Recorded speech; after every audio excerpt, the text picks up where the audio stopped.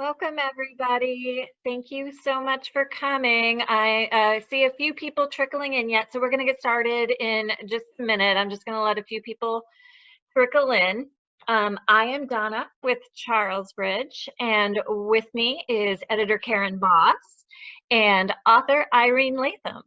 And I'm so excited for you to get this middle grade novel from Irene Latham, D39. It's so good.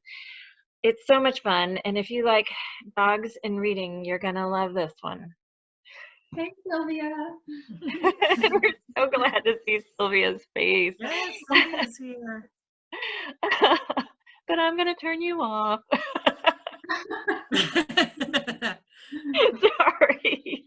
Sorry. Just giving it another quick second for some people to trickle in. Just a little housekeeping note, you guys. If you click over or hover over rather the bottom of your screen, you are going to find the chat button.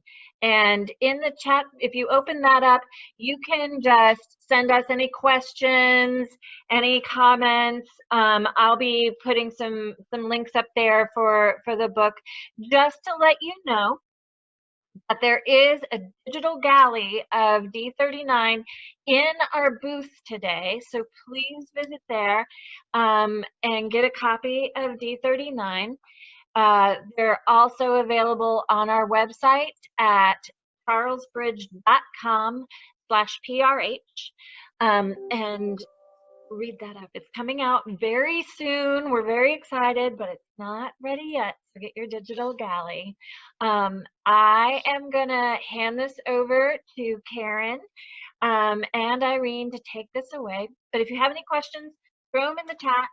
I know people are coming and going, so if you have a question or comment, you might want to throw it in there as soon as possible, but and we'll try to get back to you, but we will be having Q&A at the end. All right, take it away, you guys. All right. Thanks, Donna.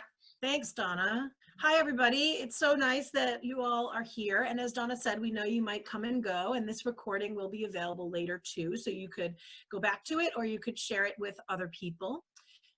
So I'm just going to share my screen real quick while I do my introduction of Irene, because I want you all to see the gorgeous cover of this book. So this is actually the front cover and the spine, and the back cover is what you're seeing if you took the jacket off and spread it out. And I just love it so much. So one of the things that I always say when I talk about this book is that it's about one girl and one neighbor boy and one robo dog and an epic journey. So D39 is set in the United States in the not so distant future, and Clint is 12. She misses her mom, who left 9 years earlier because her mom is part of an underground group to smuggle dogs across the border to safety, because dogs have been eliminated because they were the carrier of a sickness. But one day, a robo dog, a D39 robo dog, which is a big deal, shows up on Clint's farm, and nothing is ever the same after that. So I'm so thrilled to be working with Irene Latham to put out this novel in verse.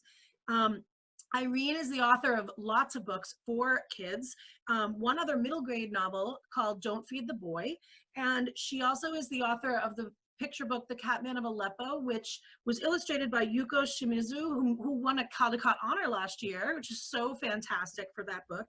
And Irene is also the author of several poetry picture books, including 9, a book of no-net poems, which she and I also worked on together last year.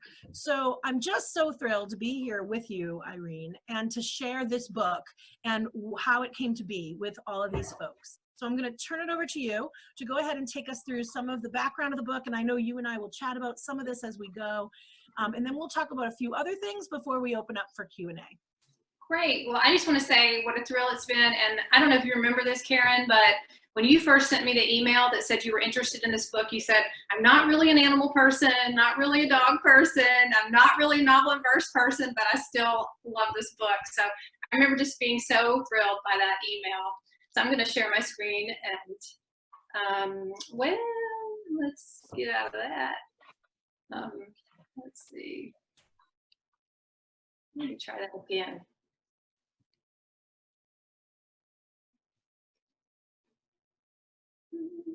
all my files were open apparently. Here we go. There we go. Yeah, so one of the questions I get asked a lot, because I write a lot of different things because I'm just interested in a lot of different things. And so I get this question about why dystopian? Why did you decide to write dystopian? And there's a number of reasons. My reading life is one of them. You see The Giver there. That's probably my favorite dystopian ever. And something I love about The Giver is that, you know, unlike The Hunger Games, which, you know, is so widely popular, but it's really violent and really too much, in my opinion, for the middle grade audience. I love The Giver is not that. It's a gentler kind of dystopian, if that's a way to say that. And I wanted to write something like that. And also the book The Road, which for you adults, you may be familiar with. I was really, really emotionally affected by The Road. And I know that kind of plays into this. And part of that is because when characters or humans or whatever, and we've experienced that this past year with the pandemic, when you're kind of pressed against a wall and faced with these life and death scenarios, it puts you in touch with what's really important to you. And so I love the idea of being in that writing space with my characters, of thinking about, you know, when you are pushed against the wall, what is it that you care the most about? What are you thinking about? What are you feeling? So I love being in that space, and that's what I kind of call writing on the edge. I really love that headspace. So that was very attractive to me. Also, I have this fascination with the Middle East. I lived in Saudi Arabia for a couple of years growing up. I know this has everything to do with my interest in that area in particular. I've always wanted to go back, and it's always just kind of been in my heart. And so I followed the stories about the Middle East, all the many political conflicts.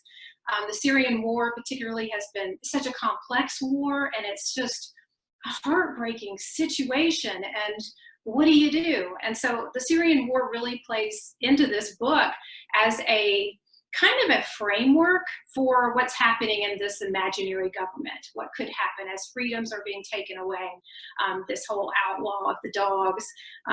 There's more that happens in the book, but that's largely modeled after what actually happened in Syria. And then there's North Dakota. If you've had a chance to visit North Dakota, you know that it's just a really unique landscape. And so in my mind, I had the opportunity to spend many times there because my dad lived there for about a dozen years before he died. And we were always, you know, from the South, had never experienced the prairie like that. But there's not a tree in sight, you know, and it's just beautiful, just the wind and the sky. And it very much feels like the end of the world, as beautiful as it is. So that kind of became a setting in my mind for this book, for where these things could happen. So that's kind of to answer the why dystopian. And then I also get asked about why a robo dog. And you guys, I have my earliest movie memory is standing in line to see Star Wars with my family, you know, out in the parking lot waiting to get a ticket to go see Star Wars. So I have long loved the Star Wars movies and the droids, you know, and the Ewoks. So I like that, how those movies show these machines with a personality, and also that humans have affection for them, and that they seem to have affection for the humans. So I'm really interested in that, especially as our society continues to grow and technology changes, about that kind of relationship. And then I was doing all this reading about the quadruped dogs, and Spot has been in the news quite a lot recently. But I don't like that particular model. That's not something I want to cozy up with, you know, but I want the one with the fur that looks really real. And so that's what I was imagining, was this kind of technology, but changed into where it really looks like a real dog. So perhaps in the future, that's something we'll be thinking about. I don't know. I did want to say one thing about D39, the name of the model, and Karen had everything to do with the name of this dog. When I first sold the book, it was called D23, and I discovered that D23andMe is that DNA ancestry company, so maybe that wasn't a good idea. And then there's a Uber Disney fan club called D23. And so I thought, maybe we need to change this this name. And it was Karen who suggested D39 because dogs have 39 sets of chromosomes. And so I just instantly thought that was the perfect name. And now I think since we've done the book 9, a book of nonettes, and D39, maybe all the books we ever do, Karen, may have numbers in them. Yes, they may need to, and they may need to have a 9 in there. I wanted to really quickly say that I love the mixture of dystopian and sci-fi, and how I think a lot of times we see like the sci-fi realm, right, is dystopian in a lot of ways sometimes, but not always. And in your book, I think the dystopian is far and away the genre, but the sci-fi piece is the robo-dog, right? And this idea that exists, even in a world where everything else seems really old-timey. Mm-hmm. Yeah. Absolutely. Yeah. So I did want to introduce you guys to our real life dog, not a robo dog, but this is Rosie. We have an Australian Shepherd. She's got a lot of energy. So I spend a lot of time every day with a dog. And so I was able to kind of use my experiences with her. For one example, in the book, D39 is a glove thief. I mean, mittens, gloves, that's D39's thing. Rosie, hers thing is socks and toilet paper, as you can see in the photograph. I love reading about dogs, and these are 3 memoirs that I highly recommend if you are dog people, or even if you're not. This will make you appreciate just the companionship and what we know about having that kind of relationship with an animal. And of course, Clint experiences that in the book. She's a lonely girl. She loves to tinker with machines, but she really has this emotional need, as we all do, in this very stark environment, not feeling particularly close to her dad, and missing her mother. And so the robo dog really fills a spot for her. And these books all, are similar themes throughout. Check them out. Another question is, why verse? Why a novel in verse? And there's a lot of reasons. I'm a poet. Number one, I identify as a poet. I think in poetry. I live poetry. It's my jam. That's what I love. And there was a question online on one of the Poetry Friday blogs, I believe it was Laura Chauvin's blog, about why were there no dystopian novels in verse? Was it always historical or contemporary? And I instantly took that as a challenge. Here I had all this stuff swirling around, these ideas for a dystopian book, and could it be done in verse?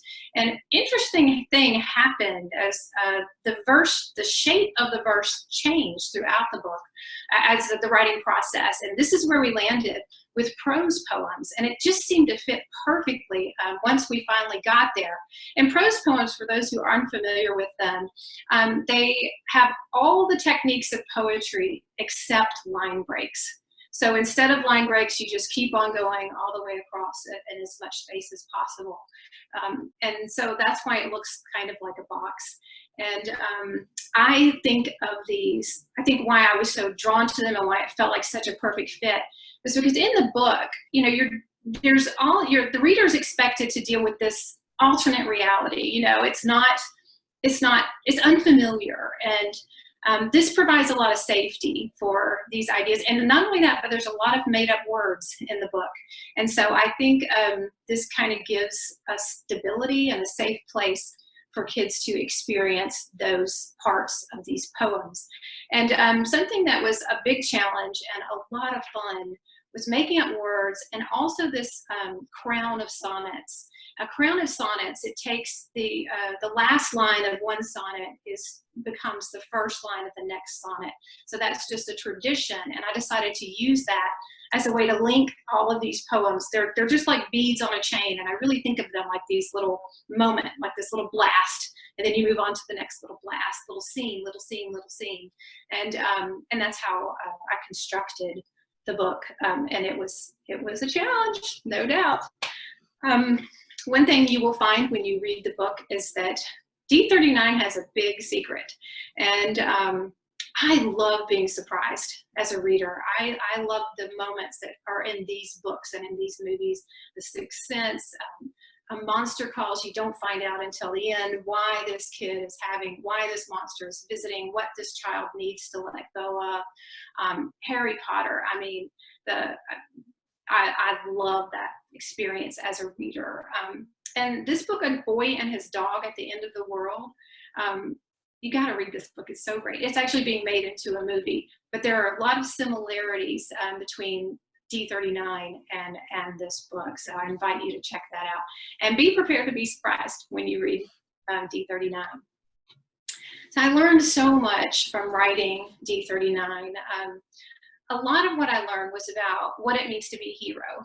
And I was really exploring that a lot, what it means to be a hero, about family relationships, how to accept a reality that you wouldn't have chosen or you don't understand, being in the midst of that turmoil and finding, you know, really who you are in the process and where home is, and just about love and what carries us through these difficult days. And that's certainly what Clint experiences throughout her journey. So that's my slides, Karen. Okay, so why don't you stop share? Okay. And then, okay, good. So people can throw stuff in the chat as you go, and we'll keep an eye on it. So one of the things I wanted to point out too is how the Crown of Sonnets works from the last line of the book and circles back to the first line of the book, and how that's unusual though, right? A sonnet wouldn't do that, would it? It would be like a sonnet after a sonnet after a sonnet. So it's like linking several sonnets. Okay, So, and then would the end of the last sonnet link to the start of the first? no, I don't think so. Right, Yeah, so that was something unusual that we put in there, though. Yeah, yeah. And then the other thing I wanted you to talk a little bit about is the relevancy of this book now, which is even greater than it was when we start. I mean, way greater, right? Like, who could imagine? In this book, there's a sickness, that the sickness is passed by dogs. It gets into the human population, but in a very concentrated, one-off kind of way. And then this idea that there are two sides of who believes what that are really not getting along with each other.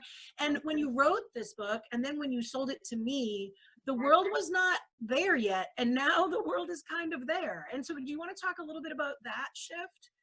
Yeah, a friend asked me, what was it like to write about a future dystopia in a current dystopia, which I think is really what you're saying. Yeah. You're asking. And, you know, for me, I was just exploring this world that I had seen play out through the news about Syria. So not, you know, predicting it on our lives, you know, but the polarization, which is what happens in the book, is very familiar.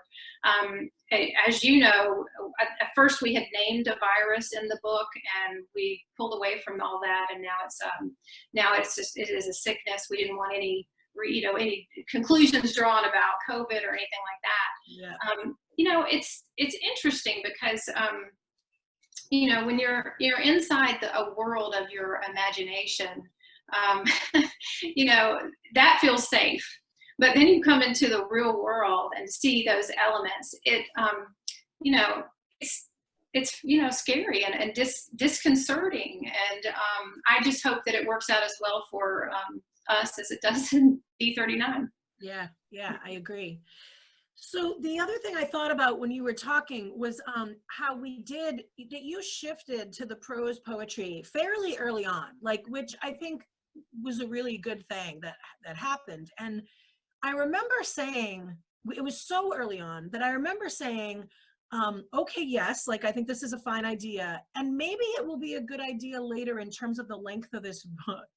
And then it turned out that even with the prose poems, this book is 448 pages long, and that really worried us in-house, because this book is for, you know, it's 10 and up, but like, there's a lot of 8-year-olds in the world that can read this book. There's a lot of kids who are more advanced readers. And in my mind, there's nothing really in it that would preclude anybody from not letting a kid read at that age. And so whenever there's a book that is that fat, as you were calling it, a chunk of a book, right?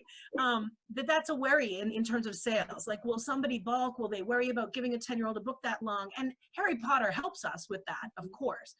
But I kept thinking back, like, oh, thank goodness that Irene decided to do that, because the book is longer. Yeah, exactly. So can you talk a little bit more about, because when I first read the book, it was not only was it in prose, in like line length prose, but it was like very short lines. So can you say a little bit more about, as a poet, because I can't tell you how much I respect your poet brain. It's like, it just like leaves me godsmacked every time what you can do.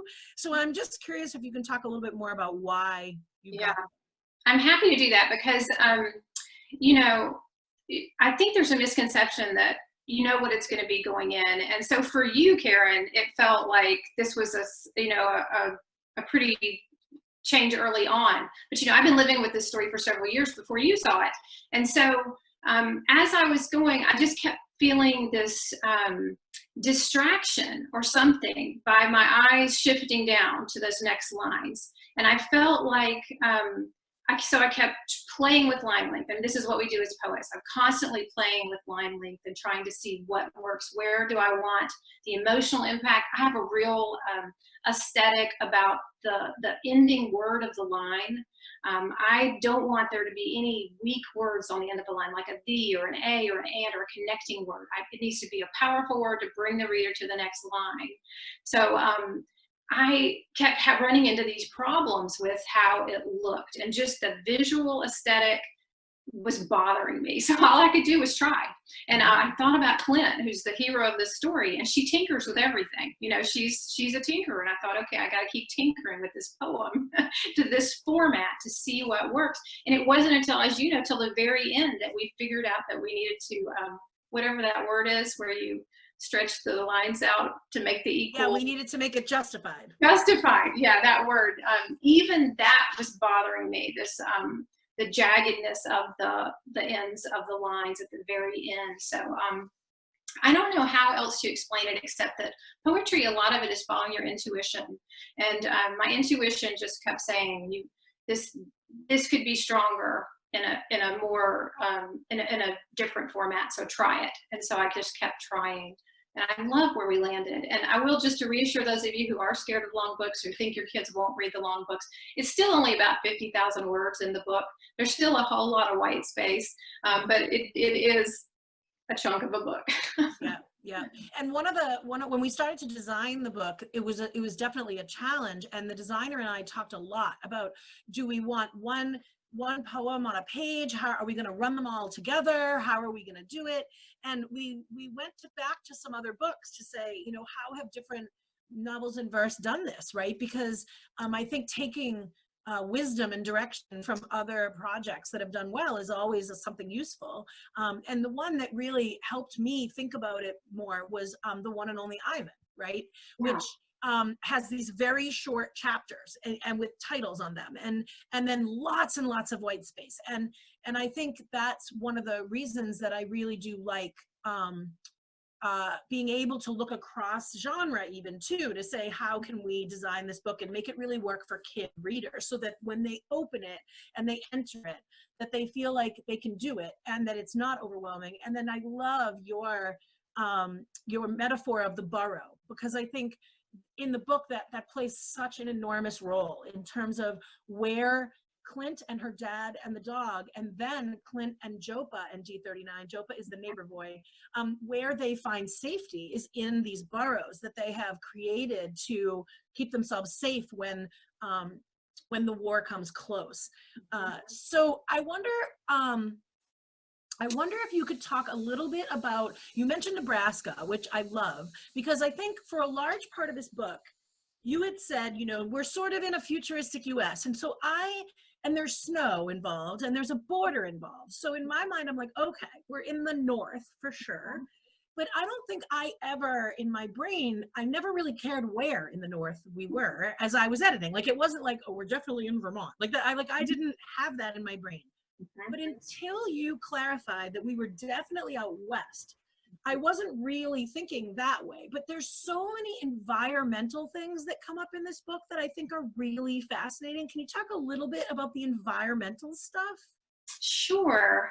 So North Dakota, I was really interested, there's so much attention to the borders on the southern side, Texas, Mexico, and I was really interested in that Canadian border. And I visited the International Peace Garden, which is like one of the most beautiful botanical gardens you could ever visit. And it's right on the border. Half of it's in Canada, half of it's in the US. And I remember just thinking about that, just the kind of the brutality of that environment. But there's a lot of, you drive down these highways and there's these fields of sunflowers and gorgeous, just beautiful. So I knew it needed to be some sort of farming, agricultural environment. I wanted them to be on a farm. I've spent a lot of time in my life in rural areas on farms, so that's familiar to me as well. I remember being really struck when I first visited North Dakota, because that was when they had first started really drilling hard on oil. And so there were these, this awful equipment, sticking up out of the landscape, which is also kind of what is happening in this book. You've got this, mechanics and these things happening, coming against that softer, more bucolic kind of atmosphere. So it all kind of fit, to me. And the wide open spaces, just like, and winter is brutal and difficult, and that would be a real challenge for these characters to make it to safety during that time. And it also allows for the sort of the difficulty in staying in a straight line, right? Because when you don't have a lot of landmarks, that's right. It's harder if you're not heading toward that mountain over there. It's harder to stay in a straight line too, right? Yeah, for sure. And so the other thing I want you to talk a little more about, which you mentioned, but I think will be really interesting to readers, is so the very first time I read this book, I read it through and I had not one drop of hesitancy of any kind about the fact that you had made up a bunch of words. Like, for me, it was a drawing point. It was like, this is the greatest thing ever. And not only that, but it like moved you up, if that's even possible, in my esteem, because your ability to create words that there's no doubt what they mean. Like, I was completely clear from go. And I just think it's one of the most awesome parts of this book is that we put a glossary in the back, but my guess is no kid's gonna need it. They're gonna be like, why is this even here? I know what these words mean. So I'm just wondering, what led you to that? Like, why did you decide, Again, poetry is a playground. And so when I'm sitting there thinking about a future that I have the power to imagine and make up, I just started putting words together. And I know this is something I do in my other poetry as well. I love invented words that, just like you're saying, that you can get through, reading it, you understand what the word is. It's not difficult to comprehend. I love the creativity involved in that. And I'm married to a man who makes up a lot of words. So much so that my kids at one point, they made this dad's dictionary. So I'm living with somebody who makes up words all the time that are hysterical. And it was just a way to keep myself interested and intrigued, and to think about what that would be like, and just having fun with words. So much of what I do is just having fun. So. And I also love that it does mark it as being futuristic, right? Like language has evolved and we've come farther along, and that we call television stream screens, and we talk about I'm blanking on the word for smile right now. Quirk face. Yes, quirk face. Yes, which death stretch, which is the war. Of course. Furious, which is anger. There's quite a lot, and I really wanted the emotions to be that way. And you're right. Every year we're adding more new words to the dictionary. I don't know how many were added in 2020, but there were quite a few that were not in our vocabulary previously. So that feels really realistic to me. I do know that can also be a barrier for some readers, that can be a little scary, to have the unfamiliar words. And but I hope that we can reframe that as an adventure, and you can figure this out. You're going to know what this means. Yeah. Yeah. And I do think younger kids in particular, I feel like when they read, they encounter new words basically all the time. And sometimes when they're like bigger words, they sometimes will skip over them. But often I think when they can figure out what it means in context, and all of your made up words are so clear in context, that that's really helpful for them, for sure. And I hope readers will be inspired to make up their own words, you know? Yes, yes, that too. There's a lot of cool classroom uses for this book, I think, for sure. Yeah. So folks who might have questions, you can throw those into the chat. I see one, and we'll get to that in a minute, but if people have others, Irene, I wanted to take a second and see if you wanted to ask me any questions that the audience might be interested in the answer for, but if not, that's cool too. But I always like in this chat that the author gets an opportunity to ask an editor a question that there's not always an opportunity for that. Well, I'll tell you, I really want to draw attention to, you know, Jamie Green, the illustrator, whom yes, you and so I would be interested in hearing you talk about how you came to select who would do that, and also, you know, she did these amazing little spot illustrations throughout the book, which I'm kind of in love with. So I'd love to that. So we really, when I originally conceived of so when we acquire books, we have to at least make a commentary about what we're thinking about the art program, even though later on a designer gets matched up with us and we work as a team to get the illustrations sorted out. And for me, from the beginning, I was like, I want a jacket, but I also would love, because the book comes in parts. So not only is it this one flowing poem, but there's part 1 and part 2, and I believe it's 8 parts, if I'm remembering correctly. Yes. And so I really wanted a black and white line drawing to start off each part, because I wanted them to be a breath for the reader in the book, where an entire spread happens with nothing but part whatever and an image. And I wanted those images to really summarize that part in some way, right? And Jamie's brilliant in how she did those black and whites, and we won't show any of them so people can see those as a surprise when they see the book. But then I just loved her aesthetic when we looked at her portfolio, and when she sent in the first sketches, I think from the very beginning, this is the image. Like, it was shown from as if we're standing at the back of the barn and we're looking out into the great expanse that's the farm and what's happening beyond. And then I always struggle with, do we tell a kid what the main character looks like or do we not? Right. And I mean, we can do that in a book. She has dark hair or whatever. But I always kind of as a kid, I was not always thrilled when someone told me what the character looked like. So, but we went back and forth a little, and we finally landed on that this would just work beautifully, and that we needed to see the dog, and we needed to see some things that are reminiscent of Clint's world. So here we have the picture of her mom and dad and her, which is the only photograph she has of her mother before her mother left. And we have here some stuff that's, she runs a ham radio all the time, and this is sort of the idea of the ham radio. She keeps a museum of fond memories where she collects old-timey stuff and tries to get it to work again, and so this is all reminiscent of that.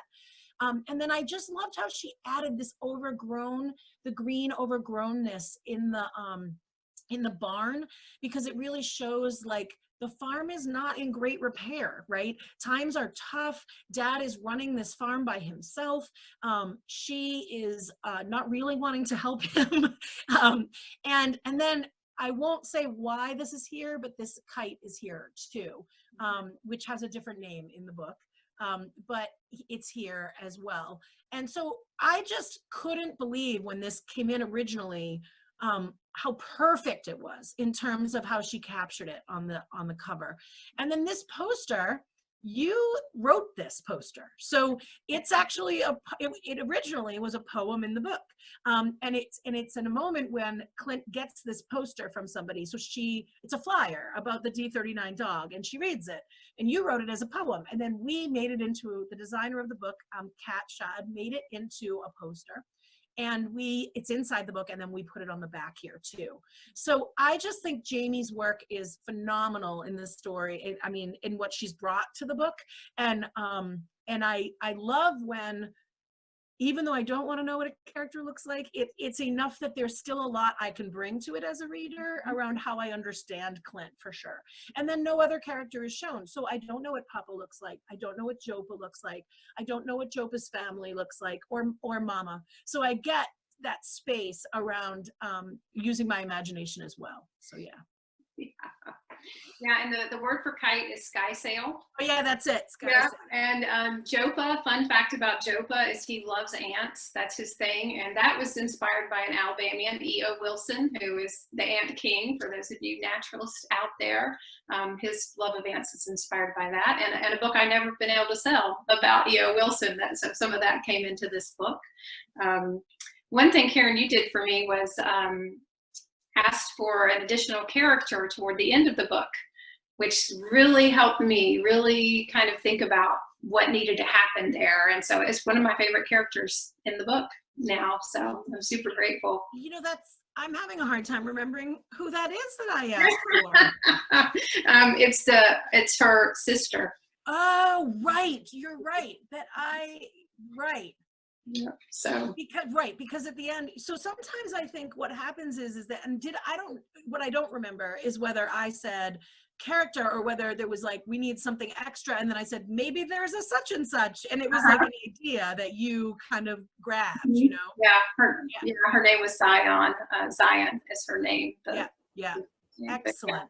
All right, so let's look at some of these questions that have come up. So the first one that I don't know, I'm going to get, people's names are different written here, but Mitchell or Mitchell J or Mitchie LJ. I bet that's Linda. I bet that's. Oh, okay, great.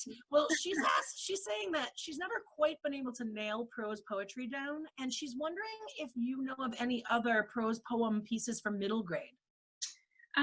You know, there's not a lot of prose poems for middle grade, and it is really tough to nail down. And it can feel like, is this a poem?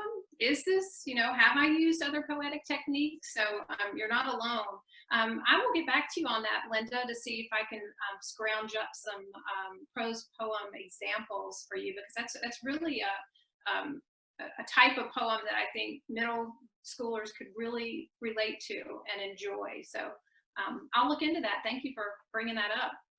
I'm having a hard time right now remembering what Clap When You Land looks like inside Elizabeth Aceveto's second book, but I think it might be prose poems. But I'm not, and that's YA, that isn't middle grade. Right.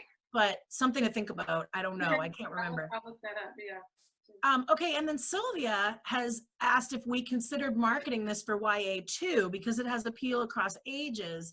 And the thing is that it's marketed as 10 and up. So there's no, like, we haven't said like 9 to 12 or 8 to 12. We've said 10 and up. So we think that we do agree that it will appeal across. What we do know about kids is they tend to read up to the age of the protag in the book rather than down. But I still think, Sylvia, that you're right. And I'm hoping that more kids of different ages will pick this up for sure. I'm hoping that's true. So yes, so with 10 and up, it will be in our middle grade, but that doesn't mean that anyone who wants to can't pick it up for sure. Let's see, what else? Oh yeah, so then Linda follows up with, so that there's a market for prose middle grade, as she's asking. And my answer as an editor is yeah. And Irene, I would assume you feel the same. 100%, it's definitely a hole. There's not, very little, if any, out there, so. Right. And then Sylvia asks, Irene, why did you decide the protagonist should be a girl? Funny thing, Sylvia, I raised 3 boys, so a lot of my characters start out as boys, and in fact, this book started out as my boy-dog war story, and I started it out in the burrow, before it was a burrow, and so the book has morphed quite a lot, but as it went on, this girl was unmistakably a girl who likes to tinker, and you know, I don't know how to explain that, but just that's just how it evolved. That's what it became, and it just felt perfectly right when I finally got there. I mean, so much of writing is just discovery. You know, I very seldom know what's going to happen when I sit down to start writing, and this book took several years for me to get to the point for Karen to see it, and then we worked on it quite a lot. So books are just like this continual development, and that's what makes it so fun. That's why I love doing it, is because there's just something new to discover every day. And one day I discovered it was a girl. And and that was one of the things that that piqued my interest. I mean, I think a boy would have worked just fine, but what I love about the fact that Clint's a girl is, as Sylvia just commented, that it's a girl STEM hero, which I love. I also love that she's got serious pluck in terms, and serious courage in terms of her ability to function in the world, to make things happen, and that's also balanced with this softness and fear around her mom and having lost her mother. And the thing that I think you did really so beautifully is that Jopa is quite young. Like she's 12 and he's like 6 or 7 maybe. And I think at no point for me as a reader do I read her as a mom figure to him, because his older sister is even older than Clint. So I think he looks at Clint more like a sister figure. And even though Clint is clearly responsible for keeping him alive, quite literally, it never crosses over to that thing where we've put her in this impossible mother role. You did this wonderful balance of that. Yeah, that was really important to me. I did not want her to become the mother. I wanted them to be more equals, and to bring both of them to need each other and to bring something to the table. She makes choices, of course, because she is older, that for the group at times, but he brings something too. So I'm glad you felt that way about her, Karen. Yeah. I mean, I think a really powerful girl character is fantastic. And I just love when the balance of the relationships is really well done. And that also she's guarded, right, in a lot of ways, but she is very much in control of when she's going to let down some of that guard and when she's going to keep it up. And I think she never loses that she's very, she's very, like, keeps her baseline, even in the face of really challenging things. So yeah, she actually reminds me a lot of a character that I wrote. My very first novel was historical fiction called Leaving Gee's Bend, and set in 1932 Gee's Bend, Alabama. And it's very interesting, the similarities between writing dystopia and writing historical fiction, I guess, in terms of world building. But it's the same kind of character, and I realize that as a person, I'm really drawn to these characters that go their own way, that think for themselves and are willing to break the rules, and but are very thoughtful about how they do it. And I see a lot of similarities between those two characters. So we reveal ourselves in our writing. Right. So someone has asked if this will be an audiobook, and we don't know yet. We always work on that in terms of how we put audiobooks together, so it's possible. And then someone has asked too about a movie. It would be such a great movie. It's so visual. I mean, it's like I said, it's these scenes that are just like, then that's what poetry is, Poetry, you're capturing a moment, you're exploding the moment, and that's what I really tried to do in each of these little poems. So I hope so. Wouldn't that be great? I know it would. It would be pretty fantastic. Do people have other questions? And then, so, Irene, do you have anything else that you want to make sure people hear about this book? I do want you to know that we have a discussion guide, and there is a book trailer to share with your students. I do a free 15-minute Q&A for any groups who have read my book. So please, I would love to visit with students virtually. So yeah, that's... Yes, and I should say the official on sale date, which is May 18th, is when it officially goes on sale. And so it'll be available, and it's available for pre-sale now on all the regular channels and things. And let's see, I think that's it. I will just say one thing, that the very first feedback we got from a reader when the galleys went out was that someone said how great it was to have a dystopian that was appropriate. It wasn't too violent and wasn't too much. And so that was just such a thrill for me to hear, since that was kind of my goal going in, was to give those middle grade readers who are interested in the same kind of subject matter that I am a book that they can handle. So right. So Linda just hit us with one last question, which is what nonfiction book we might pair this with. So that's a really interesting question. There's a lot I would pair it with in terms of online with Robo Technology stuff. There's lots of articles available right now, and that will also be in the discussion guide. But that's a really wonderful question, and I will look into that because I haven't considered that. So this is not, I don't think this is nonfiction, although it's based in fact. Do you know Alan Getz's Refugee? Mm-hmm. And it's not nonfiction, it's fiction. Mm-hmm. But it's all based in reality. Like, I feel like reading both of those and sort of what Clint shares with those 3 time periods that are in Refugees might be, yeah, that might be interesting. Mm-hmm. Yeah, because she's really forced to leave. She has no choice. There's nowhere for her to stay. So yeah, interesting. Great suggestion. Yeah, that's a great question. Yeah. Hi, Donna. Donna's back. Hi, I'm back. I think we're wrapping up. This has been so great, you guys. And I just want to remind everybody that there is a digital galley available in our booth. And also, if you visit charlesbridge.com/PRH for everything available at the PRH Book and Author Festival today. But also with regards to D39, if you go to charlesbridge.com/D-39, that's the title of the book, you can find the book trailer. You can find an audio reading by Irene of the first poem in the book. She does an amazing job. It's really exciting. And other information about the book. And we will have that discussion guide available soon. So if there are no more questions, I am going to thank Karen and Irene for this wonderful discussion. Thank you so much. I think we could talk about this book for a really long time, and now I'm on a quest to find what nonfiction book would go with this. I know, I think right? you have to break it up into a couple of different things, and you could come up with a couple of, like, is there one about war? Is there one about loneliness or whatever, like there's so many different ways you could break this up. Absolutely. And I want to thank all of you guys for attending today. It's been great to have you. Good to see some of these familiar names like Sylvia and Linda, and I'm so glad that you guys were here. And have a great time the rest of the day at the PRH Book and Author Festival. Thank you, everybody. Thanks so much. Appreciate you. Happy reading.